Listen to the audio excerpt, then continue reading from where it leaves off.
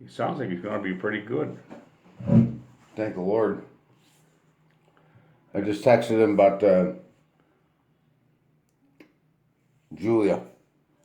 Trying to figure out if she's going to find something worthwhile in life. She has. She's going to be sucking people's lungs out to make sure that they don't have a lot of mucus in their Yeah, not for long. trach tube. She's she's home, right? Oh, I know she's home. So this is session 2 with my papa. I just talked to her on, or not Julia, but I talked to Susie today. You did? Thank God you guys reconnected. Well, I invited her out for dinner, but she had too much shit going on today. Her and Wile E. Coyote. But she said she would be happy to go in the future for dinner, as long as we go to Oliver's. She'd be happy with mothers. I think she likes mothers. Are you sure that she just like mothers? Did you see, what do you call it, Rue Franklin close? Oh my God, my favorite restaurant. I've been there. I go there 2 or 3 times a week. Yeah, I thought it sucked. You just don't like French cooking. And what are you going to do with 2 dandelion leaves and a piece of asparagus? And the essence of fart wafting over the plate. Yeah, I got that fucking, what is it? It's like old lady soup with pearl onions. Who uses pearl onions? It's fucking awful. Well, it all depends on what kind of broth they're in. Well, it was a chicken broth with half a fucking drumstick, a couple pearl onions, and a little leaf of bay. Who the hell knows? It was awful. Like, and this is $39.95. Really? I could have made this Well, by do you know how long it takes to make that? You have to grow the goddamn pearl onion. Yeah, well, the guy smoking crack in the fucking bathroom. It's just like, are you kidding me? Well, if they can afford to smoke crack in the bathroom, more good things for them. Yeah, well, good things didn't happen for them because they closed down. Well, shit, they were open for 40 years or something. Yeah, but that last, when I finally went and I was like, oh my God, this is awful food. And they never redid the place. Look at a bunch of nursing home patients. Those are the ones that always used to like to go there. Yeah, and the food was served for nursing home patients too. It was awful. Well, that's where I didn't. I mean, even the fucking bread sucked. It was stale. Like, this is They our... made it themselves. It was, a France. What, from like 2 days before? Well, yeah. They wanted it to age a bit so it would be like Aged bread. like Is good that a wine. thing? Wait, is there any such a thing as aged bread? Of course there is. I've got some there that's about 2 weeks old. You want it? Oh, the blue bread. Green. Well, isn't that what they call hoity-toities? The blue breads? Oh, blue bloods. Oh. That's the trouble with it. Well, that's the trouble with Trumpy. He's blue bread. He's not blue blood. Poor Trump, I would say, but he's not poor. But Mentally. Who knows how much money he has, or it's all an illusion. Well, all he needs is a TV and a fucking Twitter phone. Twitter phone, I think he needs a slap upside the head. Or slap. I just want to see him. I hope that he loses all that hair and he becomes bald-headed. Then he'll have one of them wigs in. That man's so close to a wig. He is wigged. Actually, I wonder if... I can't remember my history. What was the wig party about? Is he... Oh, that was started in England back in the 1870s, and they were they were arch conservatives. Oh, that makes sense. And of course, he's arch fucking money. I'm not. Well, actually, have conservatives always been about money? Well, of course, that's why they're conservative. They want to conserve what there is. Oh, Oh, now, ladies and gentlemen, Bill has for your rigged viewing up pleasure. his camera, and he's taking pictures of me that he's going to put in the cloud, which I am not a fan of. I've already promised him that this will not be seen until we edit it. And Well, that's what he's promised, but who knows? Bill changes his mind. it's far too long to. Like he changes his underwear every 3 weeks. Yes, sir. Could be three. Well, it could be 3 days, maybe. Well, I got a new washer and dryer. I tell you, it's. Oh, yeah. Yeah, it's more often than that. Oh. So here's the question I was going to ask you. What is your first memory of being a human? What's your youngest memory? Of being a human? Yeah, of consciousness. What's if you look back? Was it 2 years old, 3 years old? What do you remember? The only thing that I really remember way back then. Which was born in. Oh no, my Uncle Gus and Aunt Grace, when I stayed over at their place on 106 Southampton Street. And how old I was then? Probably 3, 4 years old. You were born In 1939, the year that the Great War started. And when I say the Great War, it wasn't the First World War, it was the Second World War. But I don't remember too much of the Second World War. Not at all. But being that young, I remember. What did we do then? well. I remember our house being quarantined because in those days they used to quarantine people that had measles, scarlet fever, and mumps and all that were the childhood illnesses. And I remember a sign on the house that said quarantine, measles. And of course there was only myself,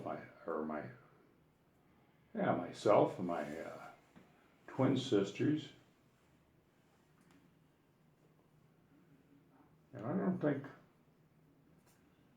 And what was your father doing? He was a cop? My father was a cop. John the Cop. So what was the, I think I skipped over, I interrupted you. What was the earliest? So what did I remember the earliest? Was probably being hit by a car on Durstang Street. But after I got hit, I don't remember too much other than waking up in the house. Evidently I didn't get hurt too much, but the car hit me hard enough, it knocked my high shoes off. In those days everybody wore high shoes, kids especially. What, they look gigantic clogs or? They were just high shoes. With a big base or big wooden base or something? Or? No, they were regular shoes, but they were high top shoes. Oh yeah, the leather went above your ankle, as it were. Right. See, I didn't know that he knew that much about high top shoes. But he always wears them, you know. So, but he has heels on his. But you were living with who? My mother and father. On Durstang Street. And then I remember taking rides with my father in an old Packard. I believe it was a 1938 Packard. Black. And we would go over and pick the nuns up at St. John the Evangelist. We'd take 4 of them with us. And Sister Mary Raymond, I forget the other 3 nuns, but, and we would always have to stop at Reagan's Bar, and the old man would go in and get, I think it was 6 bottles of Guinness ale, because all those Mercy nuns were Irish, and they used to drink just complete Guinness. Yeah. And oh, thank you, and we'd drive around the corner and get to St. John's, and then drop them off at the convent, and they'd run in there with their Guinness ale. Oh, they just bottled? Bottles of Guinness ale. How the hell did they have? I didn't know they had bottled Guinness. Oh yeah, Back in the day? Yeah, bottles of Guinness from Reagan's, which was a saloon on Main Street right across from Kaz Park. Not that Reagan's was on. Oh, that was Main Street then. Yeah. No, this was Margie Reagan and I went to school together, and then we would take after we dropped them off, but there were other times we would take them down to AM&A's. They loved shopping, so we'd drop them off on the back of AM&A's, and they'd scurry in from Washington Street into AM&A's. Full habit. Full habits, yes. How else were you going to get a discount?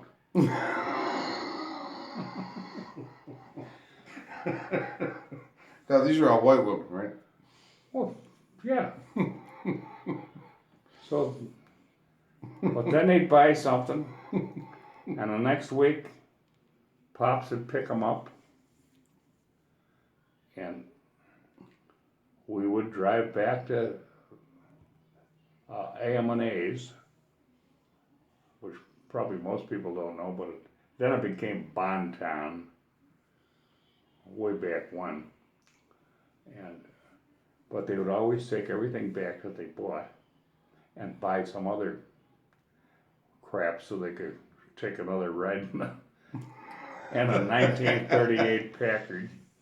So they weren't really buying to keep it? They just buy it, take it back, buy it, take it back. But it was always black. I don't know what the hell maybe they're buying shawls or. I don't think it was. Wait, what were you doing while they were in the store? I'd sit there and pick my nose, or. Oh, you were 3, 4, 5 years old, huh? Well, I think by that time I was 6, 7 years old, and the old man thought it would be great if he took the nuns around, and they'd pass me through the grades because they thought I was a stupid son of a bitch. Oh, that's not why he was doing it, though, was it? I don't know why he was doing it. Maybe nobody else would pick him up and take him. He had the big old 1938 Packard, had big old fenders on it. How do you afford that one? Grandpa or Father Nelson bought it for him. Oh. So, my father didn't make too much money. I think way back then. Hey, what did he do before he was a cop? He was a pimp. That's real nice. and hence the nuns and the Packard. Yeah. No, that's no. I think what he was, he worked for an outfit called the ERB, the Emergency Relief Bureau, which is the forerunner of the welfare system. Holy shit! And then he worked for the New York State Youth Board. But then he got on the police department. Well, what the hell? He had his first kid at, how old was he when he had you? When he had me? He was a young man as well, right? Well, I think he was 26 when he got married. So he wasn't a neophyte. My mother was. She was only 19 or 20 years old. Oh, jeez. And so, I wonder what he's doing with those 7 years. well, he lived, he worked down in Albany for a while, and then they moved back from Albany. And then my grandmother and grandfather had the place at Parkview, 152 Parkview, that was it, which was right around the corner from Durstein Street. And my father never did untie the apron strings from his mother. And she always used to, she made sure that we're all well clothed and well fed.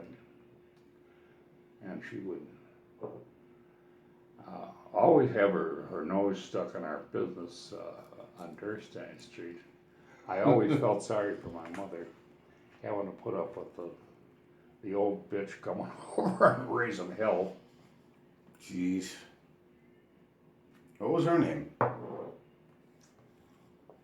Mary A. Hadlogle.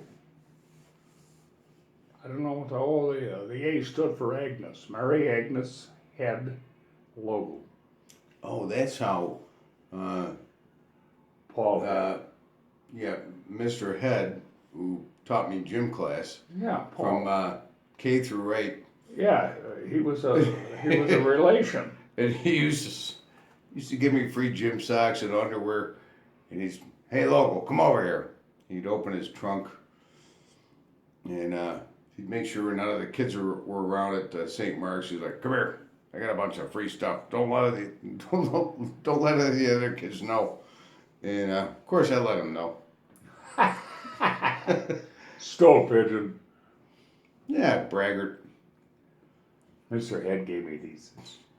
Wait, so He gave me these beautiful Jackie shorts, but they're so big because they're 38s.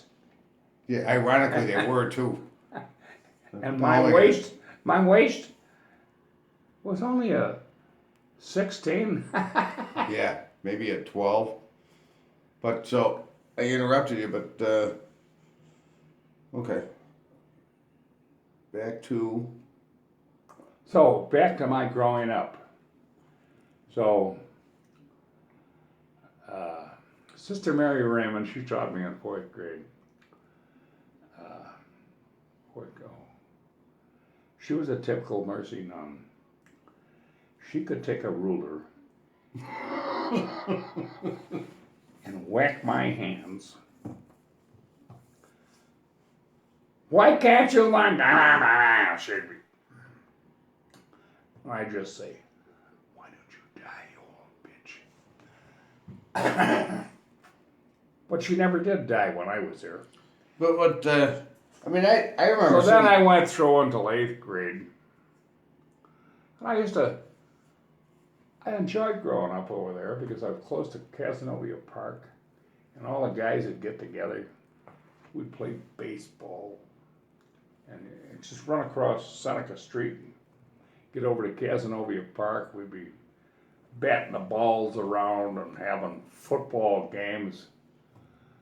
And I remember one guy that we were playing football one day, and some son of a bitch bit me. And I said, what? And it was Joe Godfrey, who's now a Jesuit priest, who's as old as I am. And he saw my leg, and we were underneath a pile, and he just bit down on my leg, and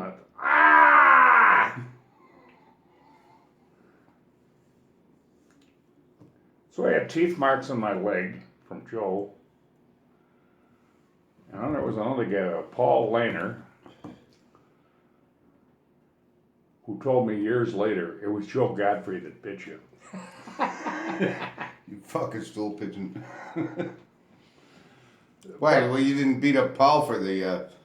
But I had a few fights there. And shit, the one thing I sort of remember was my sister Pat and I had discovered the old man's shotgun. And I was, Wait, where is this now? You're jumping. Durstein Street. Your sister Pat was. Oh well, how old are you guys? Oh, shit, we were 10, 11. And Pat was older than you. No. She was 1 year older, 11 months older than I was. Yeah, but she was living with my grandmother and grandfather. Why was that?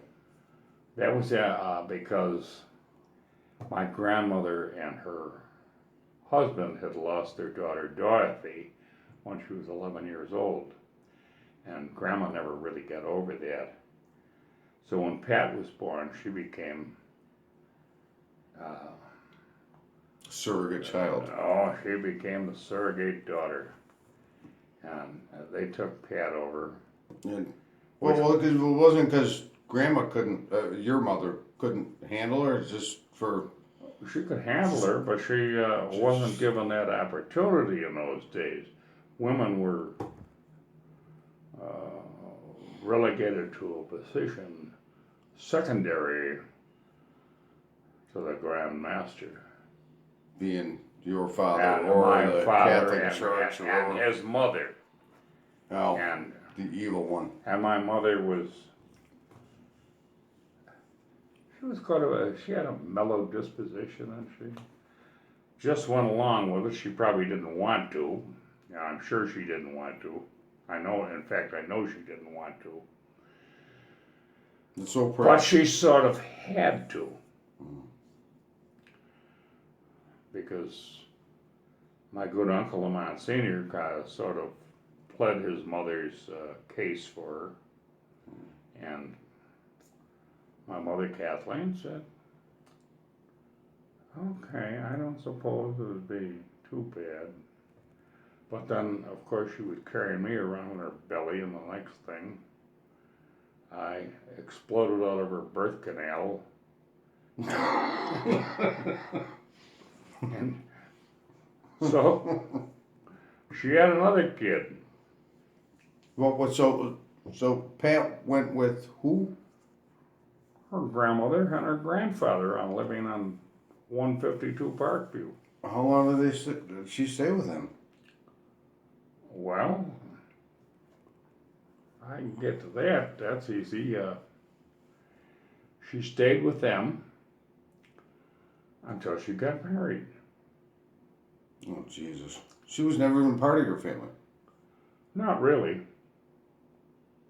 She never thought of. She was never really part of the family. And she was alone with those two people. And she was alone. And she lived like a princess at 152 Parkview. Everything was pat, pat, pat. And my grandfather doted on But her. did she know that her real family Of was? course, she did, but what could she do? Nothing. She thought that they were her parents. Well, no, I said, you just contradicted yourself. Did she know that her real family was you guys? And Yes, but she was a part. She couldn't figure that out. There she was being raised by two old folk.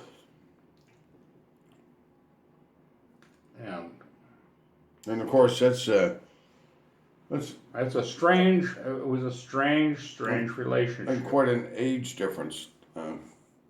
Well, between my father and my mother and grandma and grandpa, yeah. Yeah. But I meant her and her adopted surrogate parents. But they weren't adopted. There was no. no, I meant surrogate parents. Well. But that's did she seem? Pat and I were not really that close growing up. Because of that. Because she would live here and I would live there. And then, of course, after I was a couple of months old, then the old man knocked up Mama again, and then we had the twins. I see. So then Mama had 3 infants to take care of. Crazy. It was crazy, but that's the way it went. Was your dad a cop at that point? Of course he was, yeah. What was he a cop from? I can't remember. Was he a cop from the get go of No, when Pat was no. born? Oh yeah. Oh no, wait a minute. No, he was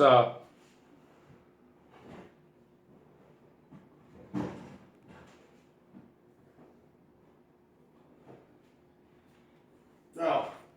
I think when I was born, I think he was working for New York State Oh, that NYU, NYU. NYB. Anyway, so I keep interrupting you. So, So then what did he do? well, who cares about him? So we were going through this Pat thing, but so when you were a little boy, and Pat's at the place, and you're growing up as a little boy, and the twins are growing up. Yeah, they were all grown up, but Pat and I one time I found the old man's shotgun, That's the story.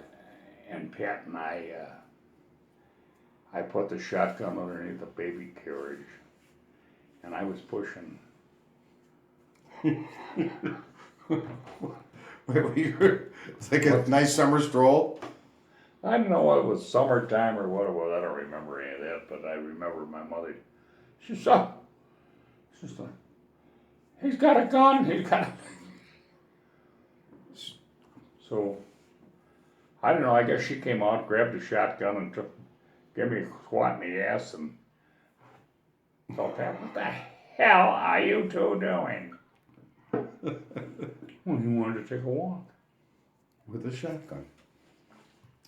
That was on South Buffalo. Durstang Street. So when did you guys? How many kids were born until you finally got to Woodward? Well, I was 13 years old. Holy shit! Really? Oh yeah, I graduated from St. John the Evangelist, and And at that point, there's got to be how many more locals? oh my God, there were a lot of them. Well, there was Gene and Joan, and then Dorothy. Well, you forgot Nelson, of course. Oh, well, everybody forgets him. Hi, But Nelson. he didn't come until after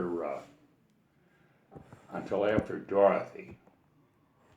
There's Dorothy, and then Kathleen, and then Nelson came. And he was called Ball Ass. Come on. What do you mean, come on? Ball ass? What does that mean? Because if you look at him, he'd bawl. Ah! Oh, jeez. Nelson? Really? Nelson. And Kathleen, she just hold her breath until she'd pass out.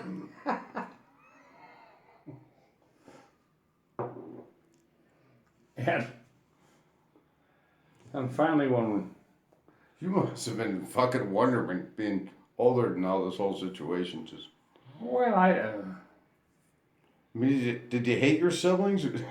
no, I didn't hate any of them. I mean, didn't it make you fucking nuts? Well, the best time that we ever had was we went up to Wasaga Beach, way up in Canada, and my grandfather was with me, or with us. Jesus Christ, I hate the beach. So how you do? You walk in sand, you sleep in sand, you shit sand. What the hell am I doing here? Wasaga? Where the fuck is Wasaga Beach? Way up on Lake Huron. I don't even know why the hell we went there, but I was riding in the old car with, Father Nelson was driving. And we had Dorothy Higgins and my grandmother sitting in the back seat. And they were all drinking Manhattans.